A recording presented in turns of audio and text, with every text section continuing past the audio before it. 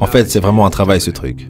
Et là, ça a été la révélation qui a laissé partir cette idée que c'était juste une blague. Lorsqu'il s'agit de travail, je trouve que c'est vraiment intéressant de revenir aux sources. D'où vient le mot travail? Eh ben, il vient du latin populaire tripariare. Tripariare, je vais y arriver.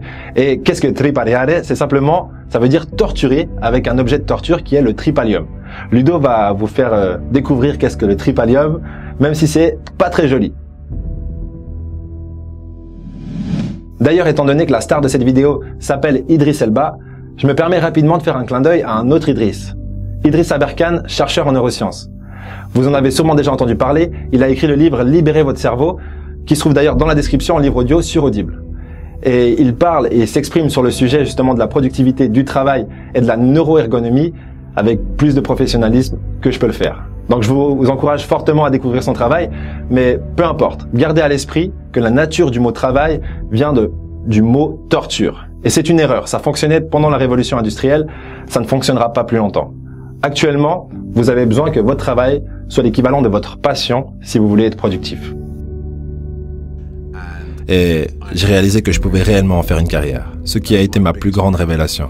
Bien sûr, il y a eu de nombreuses révélations au cours de ma carrière et dans ma vie, dont je suis tous fier. Mais rien d'aussi fort que cette réalisation que je veux devenir un acteur. Pour prospérer, donc quoi que vous fassiez, s'il vous plaît, comprenez votre terrain. Sachez quelle est votre cible. N'essayez pas de la deviner. Soyez aussi bien informé que l'homme qui suivra. Parce que ça, c'est votre essence. C'est votre carburant pour vous faire avancer. Si vous ne savez pas où vous allez et quelles sont vos cibles, vous n'y arriverez jamais.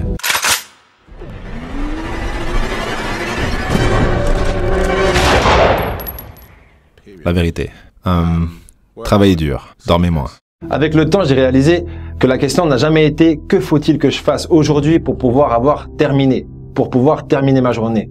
La question n'est pas ça. Au contraire, la question est « qu'est-ce que je dois faire pour pouvoir durer plus longtemps, aujourd'hui, demain et après-demain ?»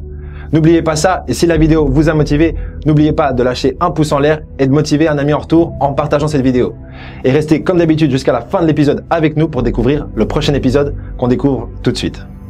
Ces jours où je suis fatigué, ou usé, ou juste fondamentalement fatigué de charbonner. Qu'est-ce que je fais ces jours-là?